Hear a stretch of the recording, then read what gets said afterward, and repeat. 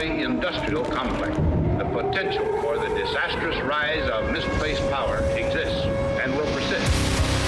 Whether we believe in our capacity for self-government or whether we abandon the American Revolution and confess that a little intellectual elite can plan our lives for us better than we can plan them ourselves. That the only thing we have to fear is fear itself. Fear itself. Fear itself. Fear itself.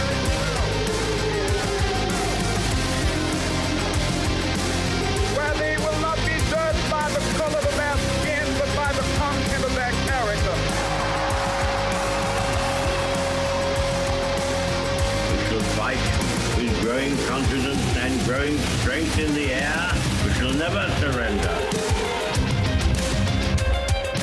My prepper brothers and sisters, you've arrived at the bunker. Grab a cup of joe, a stout tea, or maybe your favorite adult beverage. This is the prepper's place for open discussion on whatever the hell we want. Brought to you whatever the hell way we want.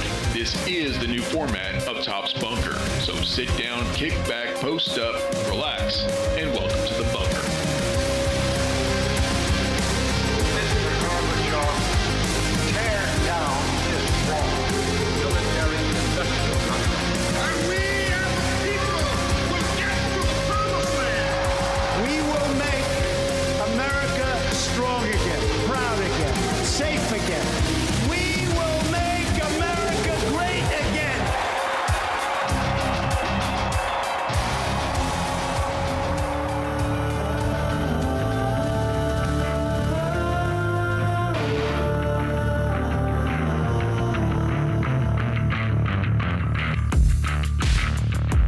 Preppers, survivalists, off-gridders, homesteaders, and the like. Welcome to Top's Bunker, a podcast for preppers. Our email is shtf@topsbunker.com. Our website is topsbunker.com.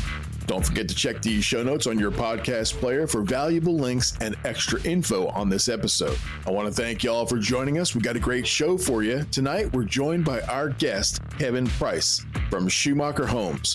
Kevin will help us get started in a series of episodes about acquiring the one thing that all prepper survivalists dream about, a place to call home, also known as your bug out location, your homestead.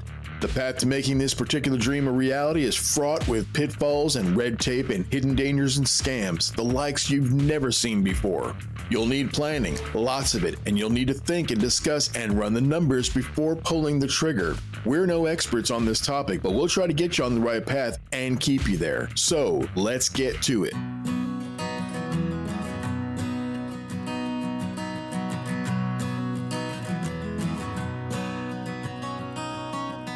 This is actually better for me. Rhonda's going out of town for a week tomorrow, going to Texas, and we're trying to bust stuff out right now. She's out in the garden. She said to let you know that there's a dirty garden hoe working out in the garden.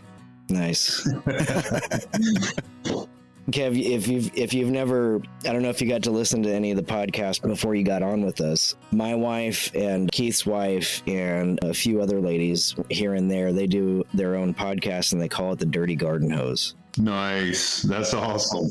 Yeah, and they talk about a lot of like lady things, but they talk about garden stuff and all kinds of stuff. So yeah. Yeah, if you have anybody who's is interested in being on the episode, let us know. If there's any girls that you know that are into gardening. Yeah, gardening and kind of like the stuff that we do on contract. Yeah. You brought Kevin aboard. Kevin, can you tell us something about yourself? Yeah, absolutely. So I work for a custom home builder, Schumacher Homes, and we build custom homes on people's land. When they don't have land, we usually link them up with a real estate agent that helps them find land to build on. Our office, we have like a preferred group of realtors that we link our clients up with that specialize in helping people find land. And sometimes people come in and they have their own real estate agent. And so that makes it tricky on me because my position, what I do for the company is I estimate, design, and price up and sell the custom homes. And it's not just the custom home, but it's also the lot prep too, the stuff that goes into getting the land ready for us to build a house on. So I have to intimately be involved with the land and what's going on with the land just to make sure I'm getting my estimates right on everything. But yeah, we're our company. We rely heavily on our agents on helping our clients find land, and right now we're one of the nation's largest on your site custom home builders. We have offices all up and down the East Coast, and in every office, about 50% of our clients that come through the doors, they don't have land. So that's why I'm excited. We're talking about, finding land today, what to look for in land and things like that. So, hey, I'm excited to be here. I'm excited to be part of your podcast. And I'm looking forward to talking to you guys. Yeah, all of our listeners are this is what they would be very interested in, is the land part. It confuses a lot of people. And I'm speaking for myself up until recently and still, because I just purchased land and I'm still confused about stuff, but it confuses a lot of us. It scares the hell out of a lot of us. We get really, as prepper survivalists and homesteaders, we get really excited about the end product. We get excited about, what the house is going to look like, and the shop and garden, and where where the animal's going to go, where am I going to keep my bees, and where am I going to entertain people when they come over. They're thinking about all this stuff, but they are way ahead of themselves. And the looking for the land part is so hard, in my opinion, is so hard. You really do need an agent or somebody who knows what they're talking about. Yeah, absolutely. And lucky enough for me, my wife is actually a real estate agent, and she finds the majority of my clients' land. She's so good, I married her. So she's really good at it. And when she takes on a client, she has like an hour-long conversation with them about land, about what they're looking for in land before she even sends them any listings at all. And it's things to consider, like, do you want to be in a neighborhood with an HOA, or are there any restrictions that you do not want on your land? Also, appraised value. If you're going to build a house, you don't want to build like a $400,000 or $500,000 house in a $200,000 neighborhood, because then you're going to have an upside down appraisal if you're financing. And then you got things to look for, like wetlands, and there's just so much that goes into it. Does it need septic? Is there runoff? And like Jeremy had some problems recently with wetland issues. Yeah. So I've been in this process now going on. Me and Missy have been looking for land for like 2.5 years, I want to say. And at first it was a idea from some of our adult kids, and then the reality of really wanting to make it happen started, especially when they broke ground on that stupid clinic next door to me. And then all of a sudden, all of the woods and everything in front of our house is now gone, and I can openly see the highway. As much as I, love our home, we used to be country, and now we are no longer country. I'll apologize up front because I have grandchild crud going on. I can hear that. My grandkids had something.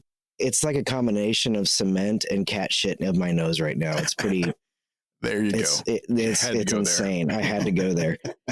Like today, for instance, we actually just got back from a property a little while ago, 28 acres. It has a home existing on it, and it is pretty much, I would say, a 95% solution. Nice. I don't like the price, but we actually ran into the seller on the way off the property. Oh, that's interesting. How'd that happen? Well, she still lives there. I think that we ran a little long on the showing, and she was just kind of like, because she pulled in when we were there, and she's like, oh my gosh. And then she turned around and probably went and got her kids something to eat, and then was coming back, and we stopped, and she's like, what do you guys think? I was like, I think it's wonderful. And I said, why are you selling? And she gave me some information that might help us in the pricing of it. And then the big trade-off is the road that is leading to the house is a private road, but it's a dirt road, and it's maintained by somebody in the neighborhood who does it just on his own accord. Are you saying that the land you're looking at is landlocked? No, it's not landlocked. It's just the road that goes to it is a dirt road. So the dirt road, is it maintained by everyone that lives on that road? Yeah. So, and it's interesting that it's that way because there's power lines running down the road, which makes that main entrance a county easement. Yep. But there's no real maintenance on it. And I guess they don't really care about, pavement and stuff like that.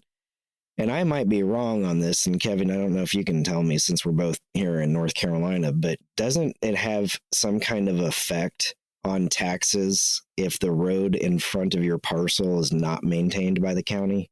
So that I do not know. My wife might actually know the answer to that question, but I don't know. Okay. Yeah, so I'm unsure about that. Yeah, so this place, it's got woods to hunt. It's got clearance to garden. It's got, it's on city, but it was on well, and the well still functions. And the guy that was living there prior to has like 8 water spigots all around the whole area. Nice. They were using them to garden or to water the garden. It looks like they may have had an RV kind of like ours hooked up at one point. The only thing that we found that we didn't really care for was there's some modernization inside of the house, stuff like that, you know, topical stuff, really. Other than that, the house is actually like ready to move into. It's just there was some personal touches that we were thinking about, you know, different color cabinets, carpet, you know, structure of the house. For the price that they're asking, it's sitting on 28 acres with an existing house ready to go. We'll just have to figure out the price point that we want to come in with. But this could be the one. That's exciting. It is. But, and here's the thing.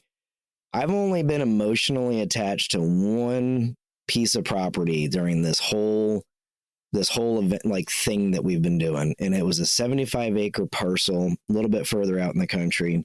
It was jamming, dude. It was ready to build a house on. It had 2 20-acre tracts that were already tilled from a guy who had a farming lease. The neighbors were beekeepers. Like, it was pristine, man. So we started putting in offers, and the only thing that we got back was just no. There was a selling agent who wasn't honest with us, and she didn't tell us that somebody else was bidding on the property. Essentially, we're bidding against ourselves because we had no idea that somebody was bidding. So it just turned into a fiasco, and you know, we were like, can we get some back and forth here? Like, can we get an exchange of numbers? And then all of a sudden she's like, oh, the property's sold. What are you talking about? Who else is out there? Who did it sell to?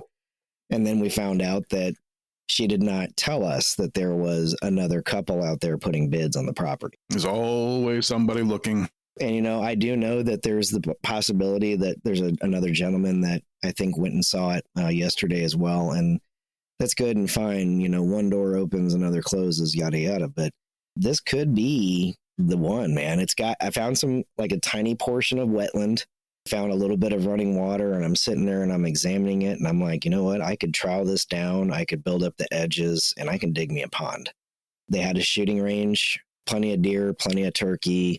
What about neighbors? On one side is a horse farm, and on the other side is another. Everybody's that surrounds the entire neighborhood, except for the one lady with the horses. They're all military veterans. Nice. I think that they probably had a few horses at one point in time, or some kind of, you know, farm animal, because there is a very, very nice enclosed, electrified enclosure, which would be absolutely perfect for our dogs. We would just have to complete it. But it's really big. It's actually like, I don't know, maybe half an acre, just fenced in portion. All we'd have to do is get in there, brush hog it, and let the dogs go crazy in there.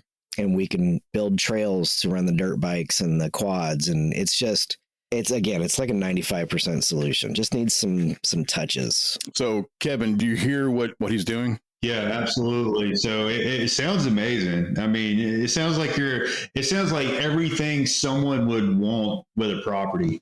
And you know what? You know what's good is you're probably geared up and you're ready to make an offer on this property, whether it be a pre-qualification letter in hand or whatever you need to make an offer as well, right?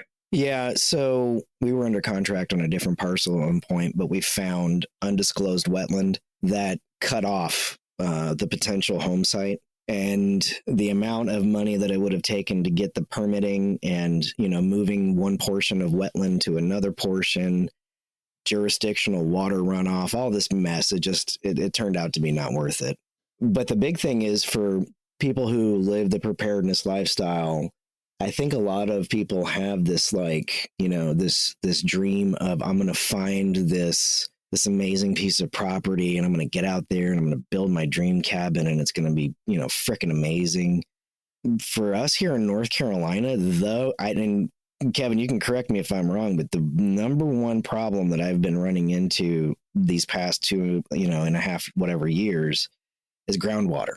Because we have a ton of water here in North Carolina, especially down here where I live in Harnett County, because we're close to the Cape Fear River, and the Cape Fear runs all the way out to the coast. Yeah, and it's flatter in that area as well. Yeah, sandier land. Yeah, right? Yeah, we have some hills, because we're the Sandhill region, but I mean, the groundwater issue out here is so prevalent. And then, I learned about, GIS along the way. Now I know how to look for 100-year and 500-year, floodplains and water bodies and streams. But Kevin, you have what's the name of the program that you guys use? I think that thing is super cool. Yeah, so it's a software that my company picked up at a builder show over in Las Vegas. It's called Can I Build? And I'm looking at the URL now as app.canibuild.com. I do not know how much it costs to have access to this software, but it is absolutely incredible because I can pull up any piece of land, and we have all of our homes, the footprints of our homes programmed in this software. So I can drop any house any of my clients want to build that we offer on their land and show them a 3D of that house sitting on their land. And it's pretty incredible. Now, for people that don't have access to a software like this, like you mentioned, Jeremy, the GIS is also an incredible tool that anyone can access. All you have to do, just go to Google, whatever county you're looking for property in, just type in that county, and then GIS stands for Geographical Information System. Almost every county has that, and there's amazing tools on the GIS as well. Some counties are better than others, but you can see like contour lines, how much slope the land has, floodplains. Did you say that was a website? Yeah, so any county, so whatever county. Well, and I can't. So I know it's like that here in North Carolina. I can't speak for every state, but I know any county here in North Carolina, they have a GIS site. GIS, okay, I'll remember that. Yeah, check it out and see if it's your way as well. That's something I'm not sure of, but I know here in North Carolina, every county does have their own GIS, and it makes looking for property or land a lot easier as far as saving you legwork running out to different properties, because you can tell if it's a cliff or pull it up and see if it's in a floodplain, or you can even see what the tax value of the property is, how much people paid for the property. There's a lot of information you can dig up on that property. Like, for instance, I just plugged in Bexar County, which is in San Antonio, Bexar County GIS. And pretty much I'd have to guess that every county in the States does have their own GIS system. But like for ours here in my county, our county GIS looks just slightly different than another county's. So I live in Harnett County, North Carolina, and then literally just 1.5 miles to 2 miles down from me is Cumberland County. So Cumberland County uses what's called ArcGIS. It's ARCGIS, and it's just a different mapping system. Shows you the same data that you can get off of, any other GIS, like flood, wetland, streams, contours, and all the things that Kevin mentioned. But you just have to learn how to play with each one. It's a little bit different. And that's where, once I learned about the GIS system, like my kids would send me this. They're like, "Hey, look at this property." I'm like, "Dude, it's landlocked." Or, "Hey, by the way, that's cool that it has a house on it, but the entire region is a flood zone, and it's not the 500-year flood zone; it's the 100-year flood zone." And like, we were looking at one a few weeks back. Nice piece of land, really nice house, decent price. So I called my insurance company and I said, hey, if I was going to put a bid in on a house, can you go ahead and just run me a quote for flood insurance? And they said, yeah, cool. And they came back and they were like, it's going to be over $6,000 a year for flood insurance. And I'm like, awesome. Thank you for making the decision for me. And she's like, well, here's, there's so many opportunities to bring the price down. And she's like, well, does the guy have flood insurance now? I said, no, he hasn't had flood insurance since he paid off his house. So there's a push pull when it comes to that kind of, work, that kind of information. So Kevin, if you could, play devil's advocate for us and maybe talk with Jeremy about, well, use this as an example about the land he just looked at. Yeah, absolutely. So I can pull it up on, you want me to pull it up on the Hardin County GIS? Whatever you think whatever information you need to get to, like, if you're his buddy and you want to ask him, hey, did you check this? Did you check that? That sort of thing. Got you. Yeah. So first off, I would want to know how long has this property been on the market for? Why they're wanting to sell it. These are questions that your real estate agent can ask as a selling agent and get your information on. Because sometimes when a property is for sale for a very long time, that brings up red flags. Now, most people can think that when you ask questions like that they have to disclose anything. Is that true? Or is there a gray area there?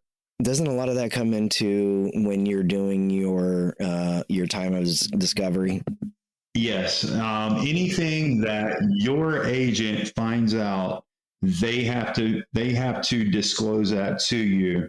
And that's why I always recommend working with a real estate agent, because it's their legal obligation to help you and disclose everything that they can find out about that property to you. Now, if anything's withheld, that's on the selling agent if they withhold anything. And that can be grounds for a lawsuit as well. Right. Okay, that makes sense. Yeah. So if I was looking at a property, I would want to know, how long has it been on the market for?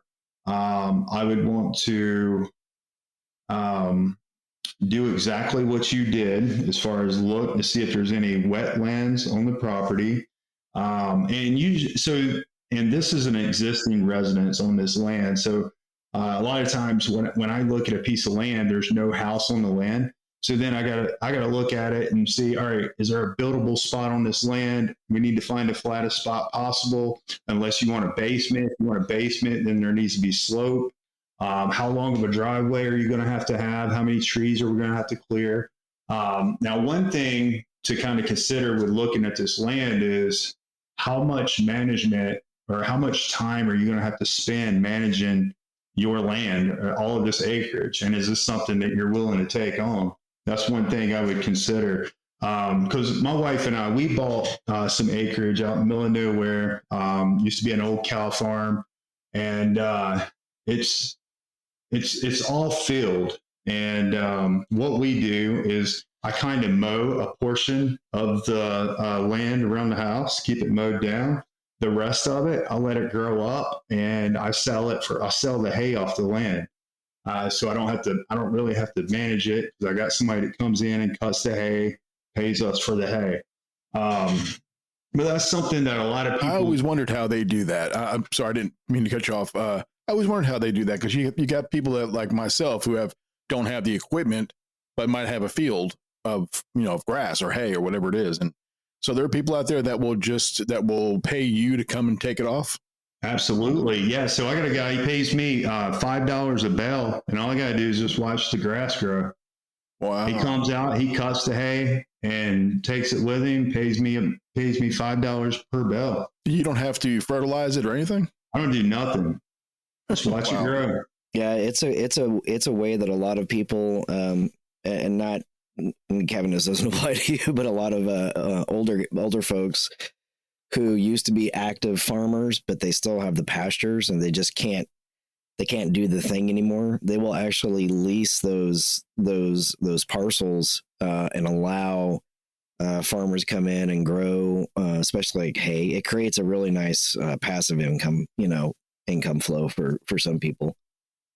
Yeah. And the farming equipment's expensive. Like if you're having to keep it mowed down, that means more than likely if you got acreage, you're going to have a bush hog. And then you're going to have a tractor to pull that bush hog. And it kind of creates a domino effect when you start getting into farming and acreage. And it's a big consideration that people just think, oh, it'd be so awesome to have all this acreage and all this land. But what they're not considering is how much upkeep is actually going to be taking place and if you don't do it, it's just going to become overgrown. Like if they didn't cut the fields around here for the hay, blackberry briars would just grow up everywhere, and it would be torture trying to get through it. Where I'm at, it's like usually oak trees. I mean, they'll find their way in. I've got about on my property is pretty big, and on it I've got a 3.5 acre clearing, which I use for my bee yard, and I just let it grow up, and then I'll cut it down around the outsides and sort of make it look nice. But I can tell you in the areas I don't cut, I've got oak trees trying to grow. They're 1-2 feet tall, already all over the place, and I cut it last year, so it's crazy how fast it just overgrows. Oh yeah, you definitely got to stay on it. That's for sure. And a challenge, especially here in North Carolina, it seems like everyone's moving here. I went from meeting with one client a week that was relocating here in North Carolina to now it's almost every day. I think it was Tuesday. I had 5 appointments, and 3 out of 5 of those appointments were families that were coming here in North Carolina, whether they've sold their residence in California or Florida or New Jersey, cashed out there and are coming here and scooping up all the land. The inventory is becoming less and less, which is also making it more challenging to find the right piece of land. And I'm sure that's impacted you, Jeremy. It sounds like, if you've been looking for land for over 2 years, I mean, yeah. I get it, man. So I hear these stories all the time. Yeah. And don't get me wrong, there's tons of land out there. But finding the right piece of land for what you and your family want to do and what your end state really is. Like Keith, you keep bees and all that. I've also seen where people generate passive income by allowing beekeepers to basically like rent or lease a plot so they can set up their aviary for their bees and have whole areas that are just leased. And what they do is they end up putting wildflowers out there, and then that's where they keep all their bees, and it creates passive income for the landowner. But the thing is, do I have to have like extra insurance? What if somebody gets injured? Am I responsible for them? There's all these types of things that go through my head. Like, oh man, that's then I'm talking lawyers and everything else. Going back to the GIS. I just looked that up, by the way, that we have one for our county, that what he said. Nice. And man, it's awesome. That's a pretty good site. Yeah. You just have to learn how to create the layers that you're looking for. Earlier, before we all got on, I actually sent Kevin the address for this particular property, and he sent me a screenshot of the property. Well, it shows the same wetland area as the GIS, but it also includes that stream that is not on the GIS. GIS is not like the be all know all 1000% right. So that's something else to keep in mind. Yeah. And to also piggyback off the GIS, like when you pull a property up on a GIS, usually there is information about the deed book and plat book. What you can do is you can take that information, like if you find a piece of property and it says that it's plat book 5, page 74, you can also go back to Google, whatever county this property is in, put in that county, and then register of deeds. Every county also has their own register of deeds where you can go into a database, pull up the plat map of that property, and it will show you the legal easements that have been recorded by the county for that property along with the deed. So there's a few programs I know for the state of North Carolina. If you have acreage, for instance, if you have a minimum of 10 acres of farmland, you can have like an 11-acre property, but 1 acre needs to be dedicated for your house. And then you can dedicate 10 acres for your farm. as long as you can produce or figure out a way to produce $10,000 of income a year, it doesn't have to be net, it can be gross, and show the tax department that you've produced that income, they will give you a significant tax break on the taxes for the land. So there's the farm program. There's also the forestry program as well. I had one of my clients, he actually was a forestry consultant, and he would create forestry plans for people that have acreage or people that are looking to sell their timber. What he would do is he would go out to appraise their timber. And when timber companies come and make an offer on your timber, a lot of times they don't want to give you what your timber is actually worth.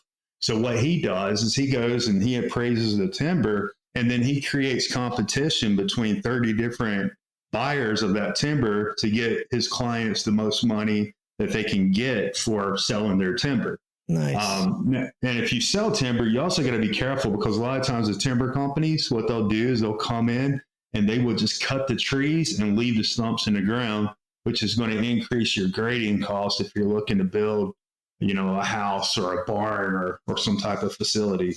Yeah, not only that, but they also leave the tops of the trees, the parts they can't use, in a lot of cases. Yeah, absolutely. So, Kevin, what else might you ask Jeremy? So, looking at the property, I would want to know how long these people have lived in this house, on this property. See if you can get any insight. Since there is a structure there, you want to know how old is the roof, how old is the HVAC system. You said it was water and with a well on the property. What about septic? How old's, when was the house built? When was the last time the septic tank was pumped?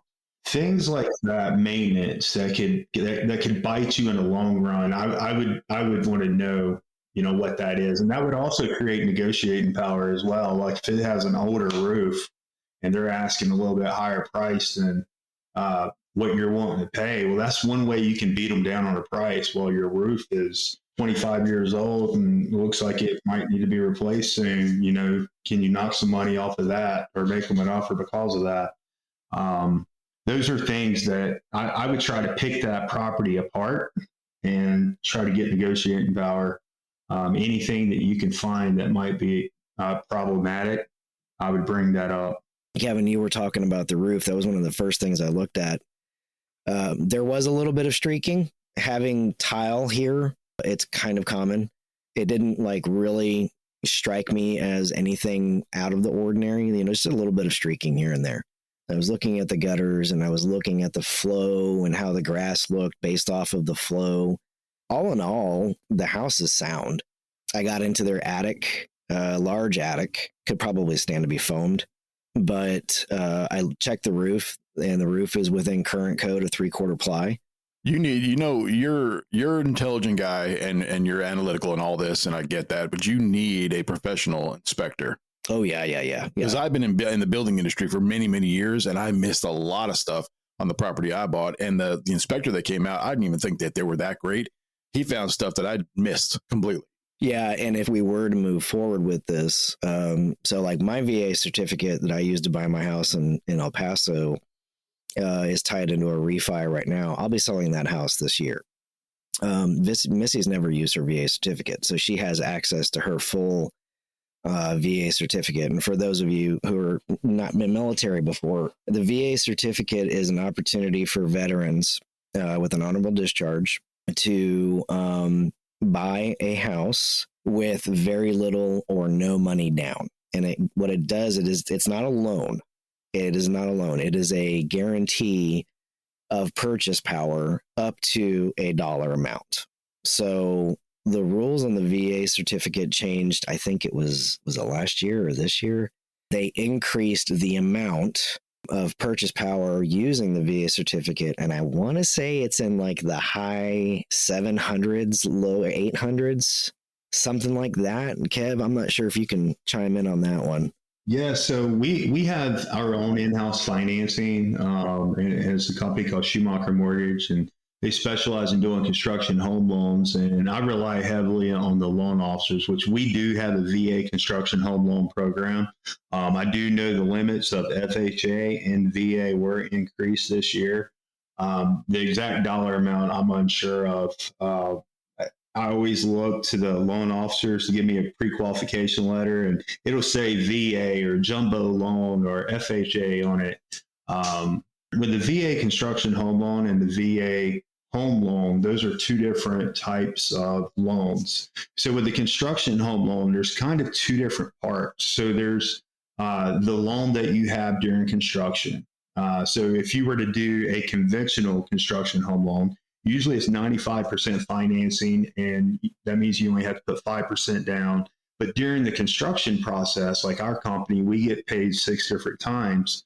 The monthly payment would only be on the interest of the money that's been paid to us by the lender.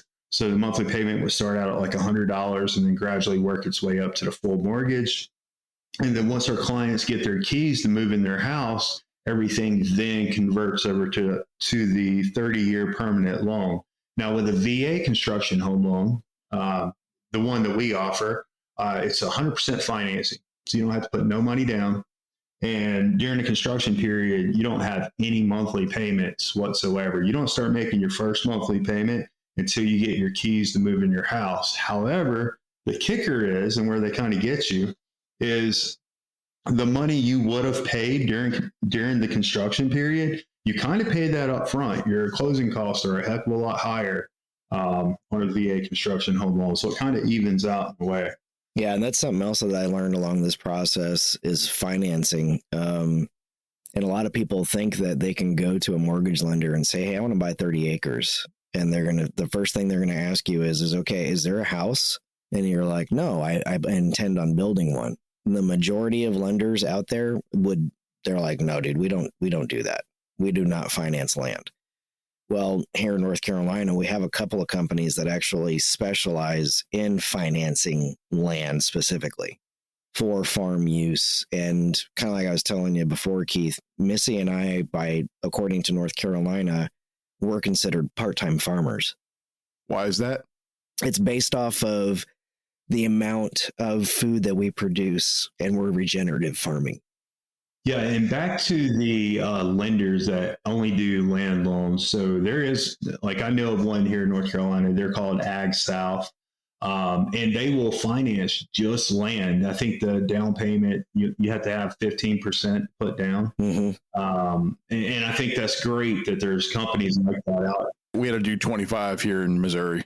I'm not sure if it's a county thing or if it's a state thing, but so Ag South, I'm pretty sure they are 15 to 20%. Yeah. So whatever the land cost is, you got to have that to put down. That's a big chunk of change. Yeah, it can be. That's for sure. I always say this to people in regards to finding land. If you put yourself, or you think you're going to put yourself in a major financial bind, don't do it. Wait until your finances are straight.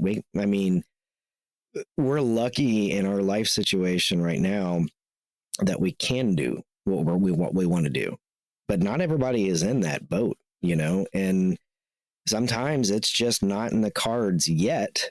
Keep doing the research, keep working forward, keep, reducing your debt. But if you put yourself out, to go and buy what you consider to be your perfect bug out property, you got to make sure that the juice is worth that squeeze, because that's a lot of money, like going into something. We're talking, people will mortgage just land, and then they go out there and build, a 5x5 shed and think, I'm good for the apocalypse. Let's do this. Yeah.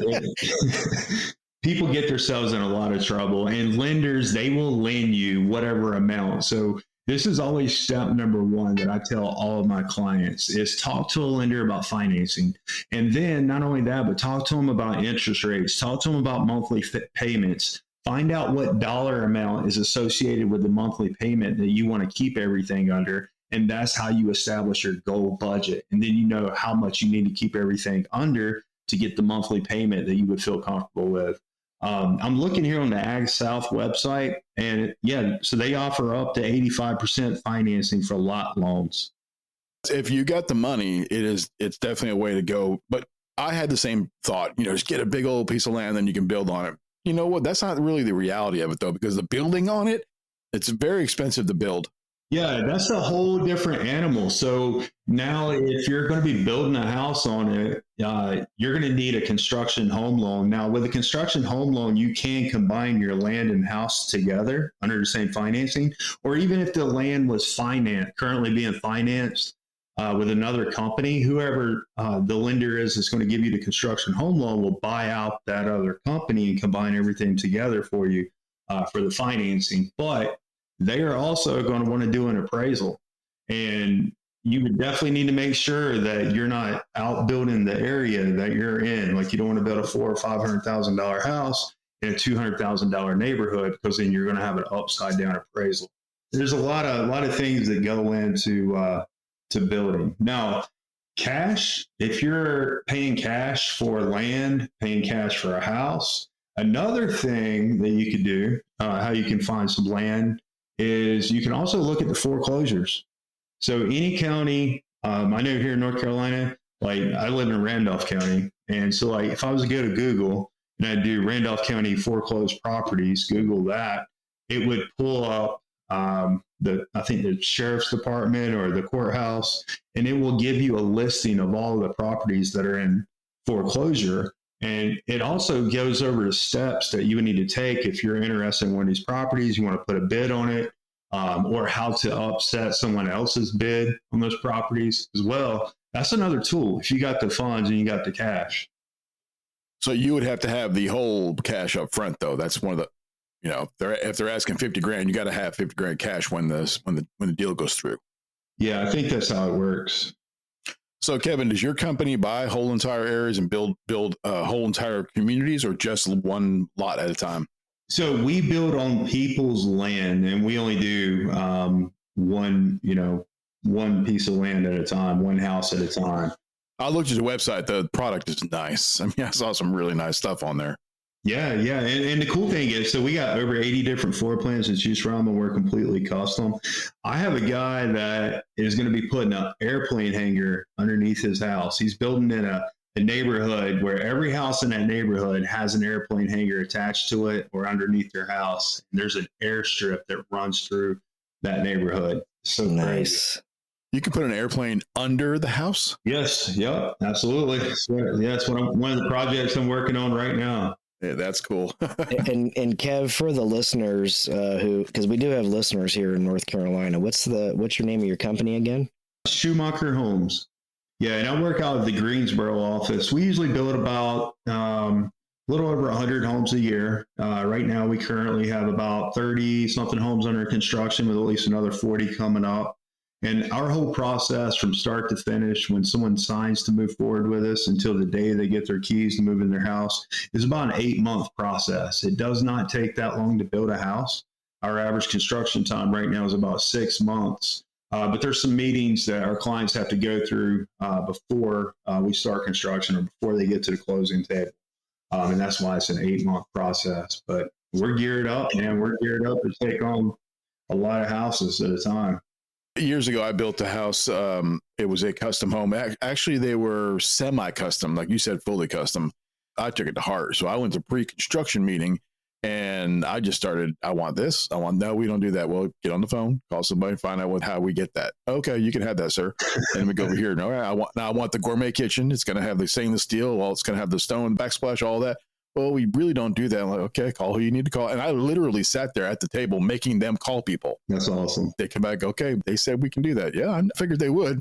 That's cool. Yeah, we do everything from gun rooms, safe rooms, airplane hangars, shops, garages, bonus rooms, lofts. I mean, just all sorts of stuff. That's cool. Kev, I might be calling on you. Okay. I will say that your region is a little different for the land aspect. That you know how North Carolina is broken up into 3 different regions. You got the mountain region, the foothills, and then the coastal region. So it sounds like the area that you're in is more of the coastal region. And the area that I work in is more in like the foothill. So we deal with a lot of slope, a lot of hills. an interesting thing about North Carolina is our soil, especially in the region that I'm in, is more clay-like, so it does not absorb water as well. So anytime someone wants a basement, we always recommend them to have some slope on their land and kind of do a walkout basement, right, for drainage purposes. And that's something to consider when you're looking for land. And then if, like, when I look at a piece of land for a client and I see, like, I drop a house on that piece of land and I might see that it might have, we'll say 3 feet of slope from one end of the house to the other. I'm going to assume that slope can't be graded out. And I'm going to assume that we're going to have to raise up the foundation height, which would give a larger crawl space underneath the house, but also more steps going into the house. So that's why if someone does not want a basement, I always recommend try to find the flattest spot possible for, picking a house site to build. Good advice. I did take the information that the soil scientist I hired to the county, and I said, hey, by the way, GIS is super duper wrong about this particular property. I showed him what we had found. I showed him the soil scientist report. And when I talked to the Corps of Engineers, the lady that I spoke to actually provided me a sloping imagery. And it had all of the areas that were being affected by this jurisdictional water, this runoff. And I gave that to the county and I was like, you guys have to update GIS because this doesn't show flood and it doesn't show wetland, but this place definitely has both. Yeah. And that's why I say, even though GIS is great, it is not the be all know all. Yeah, a lot of times it's off, especially on the lot lines too. Sometimes, like people, I'll pull up a piece of property, and they're like, the neighbor has a building on her property, and I'm like, well, hold on a second, that might not be right because this is GIS. Yeah. Regarding the soils, though, usually when someone's wanting to buy a piece of land, and if they want to build on that piece of land, there has to be, or they need to get a perk test done, and they would go through whatever county environmental health department to get that perk test done. Now, I've had a client before where the Guilford County Health Department went out there to her property and said that her property would not perk. And I said, well, hey, call this soil scientist right here and see what he says. He went out there and he found 2 perk spots and saved the deal. And that girl ended up building a house because apparently, I guess Guilford County must be a little different. They do listen to the soil scientists. Mm-hmm. And what he said was like, it was golden, and we built our house. And a lot of the places that install, the septic tanks, they'll do your permitting for you for a fee. Hopefully they're wise enough to understand that, it has to be the county that does all of that. They've got to come out and approve it. And they're like the people who do our septic for our house, because we are on septic, they actually make their own tanks. And there's not a lot of companies that still make their own tanks, which is unfortunate because a lot of the newer septic tanks, they're not super as awesome as the one that we have. Ours is 30 years old and it has absolutely no fissures, no problems, no cracking, no, nothing. But some of the newer houses in the back have these newer tanks that have already faulted, and it's because of the soil that it's sitting into. That's another big thing to think about. Yeah, there's so many different types of septic systems out there. So our soil where we built at absolutely sucks. It's rocky. At first, I didn't think we were going to be able to get this property and build on this property because the health department was having a hard time finding a perk spot. And they said, if you go out, you get a mini excavator, dig us some holes 4 feet deep, we'll meet you out there, and then we can, determine if you can build or not.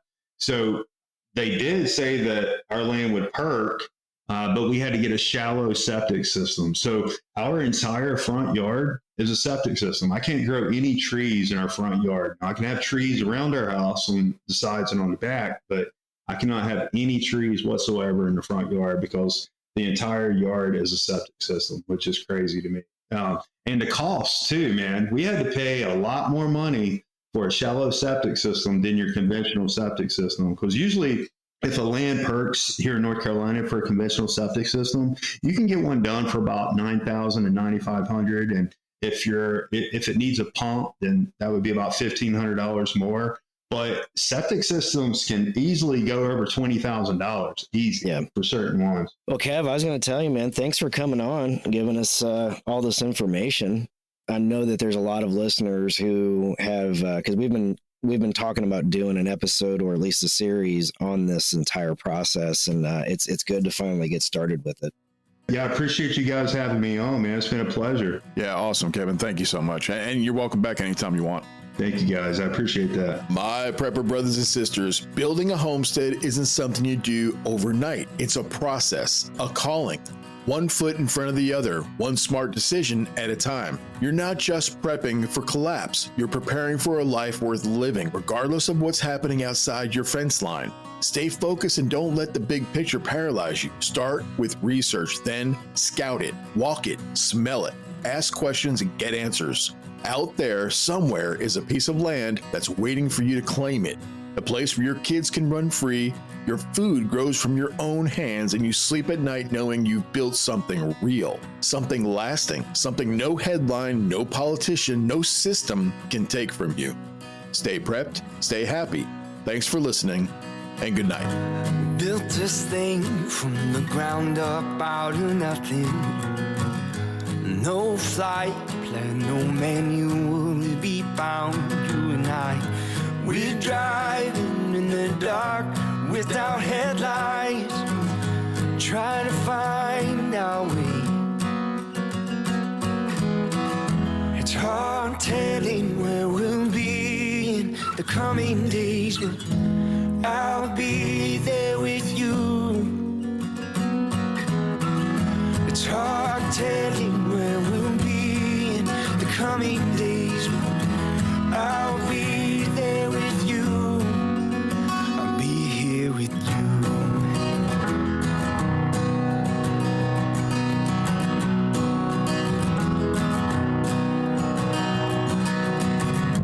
Built a wall around my heart to stop the bleeding.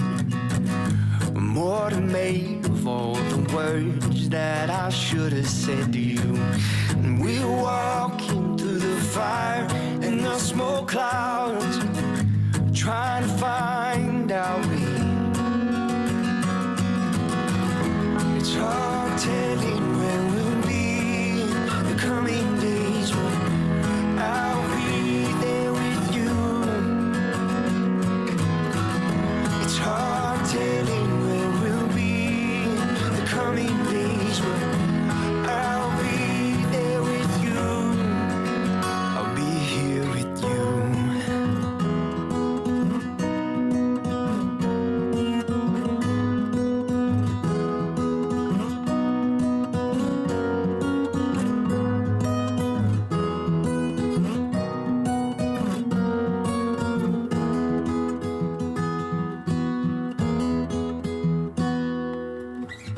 It's hard telling where we'll be in the coming days, but